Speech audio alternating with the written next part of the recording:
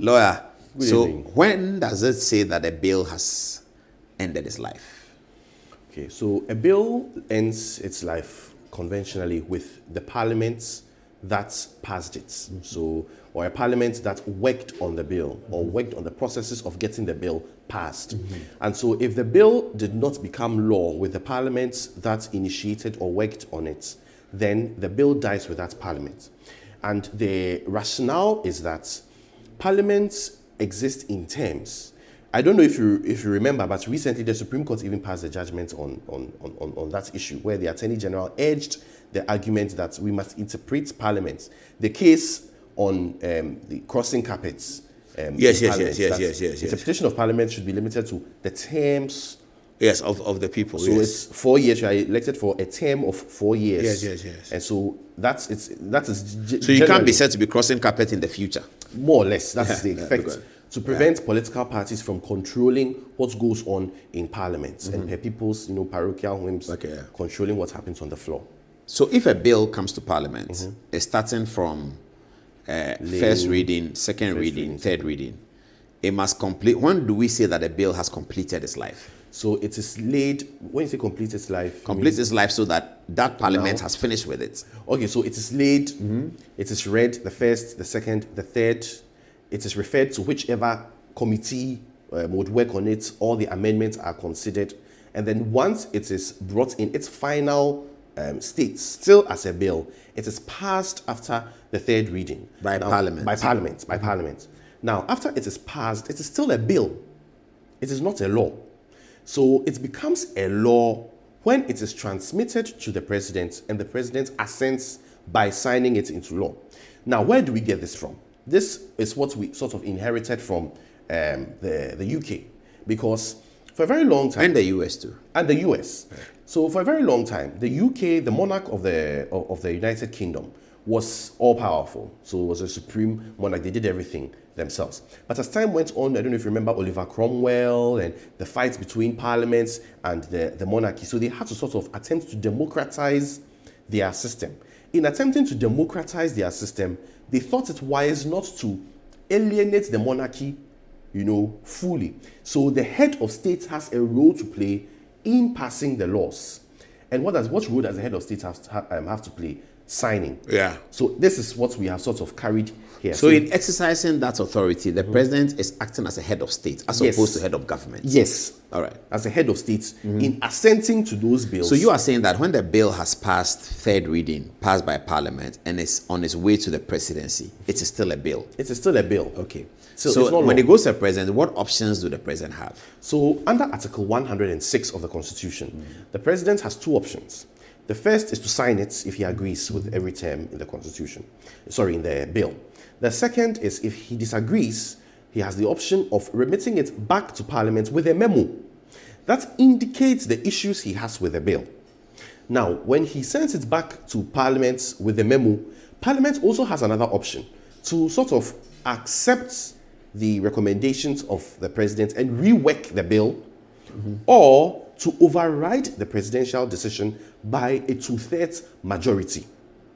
So a 2/3 majority of the House, that's about 66%, will then vote, and based on that vote, the bill will be transmitted back to the president. Now, when it goes back to the president has no other option but to sign the bill into law. So the president still has to sign the bill. That is even if his role is circumvented by the law, by the 2/3. Yes. Okay, so if assuming that this bill had come back, 2/3 has passed it, the president still has to sign it before it is law. Compulsorily. Oh, this one is compulsory. So if he refuses to sign, what happens? The bill would deem passed. Well, the Constitution is silent on that, but it would appear so. It would if 2/3, if he brings the bill back, and 2/3 say we like it, it's deemed passed. Yes, but Article 106 uses the word shall. So what's the remedies available? Will be sanctions. Because so at that stage, the bill is still not passed. The bill is still not passed. It's not law. Because so your view of this matter is that you agree with President Mahama that the LGBT bill has failed. It has to start again. Yes, I agree with because the argument that is being made by the other lawyers, and we'll show the 6-minute tape of Bafo who was in the studio. The argument they are making is that the Parliament has finished their process. Yes, it is before the president, he can sign it. Okay. One president is gone, another president has come. Government is a continuum. So parliament is parliament. A parliament is gone, but they did their work.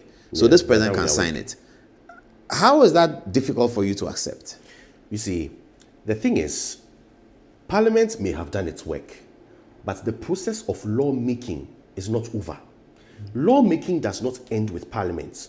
So the fact that Parliament has passed the bill doesn't mean the law has been born. The law is born when the president assents to it. Now, if the president exercises his option of the bill going back to Parliament for the 2/3, the processes. Assuming he wants to clarifications. Yes, assuming he doesn't agree. It means he has to write back to Parliament. He has to write back with a memo. Which Parliament is he writing to? He will be writing to the current Parliament. Which is the 9th Parliament, is that not so? And this bill was worked on by the 8th Parliament. By the 8th Parliament. So right there, immediately you know that the bill has died. Exactly. Because if it comes back to the 9th Parliament, and they say, well, we didn't work on this. Yeah, we don't know anything about it. What about those on the subcommittee who have left and they have gone home? Yes, and the new ones who didn't say anything about it. Didn't say anything about it, right? How is that, on what basis, how is that going to work? So what we must understand is that the process of lawmaking involves all three arms of government. The judiciary? Yes. What do they do? Interpretation is a form. Oh, but that's an option. Yeah, that's what I'm saying. Yeah, we're not there yet. Generally. But in terms of passing the bill, passing the bill in respect of Article 106. It's Parliament and the President. Yes, the executive and Parliament. And so long as the process has not been completed. Completed means the President has signed it. And it's now law.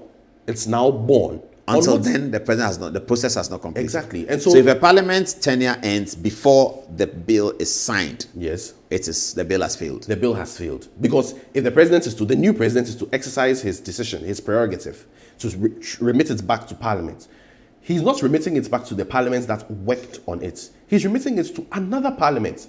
Now, we also have to remember, there's a general principle. One Parliament cannot bind another Parliament. Yeah, absolutely not, yeah. So, is the new Parliament going to say, well, we were not the ones who were... So in that vein, in that context, and in that respect, you think President Mahama doesn't have a mandate to sign this bill? He has no such mandate. He has no such mandate. To sign it. But I think that this issue should be submitted for purpose of interpretation for future references, for future purposes. But I think, as it stands now, there is technically no bill because the bill, so any bill that left, even if it left Parliament after third reading, that did not return from the President's desk as signed, has failed. Yes, because it's a bill. Okay, we'll leave it there.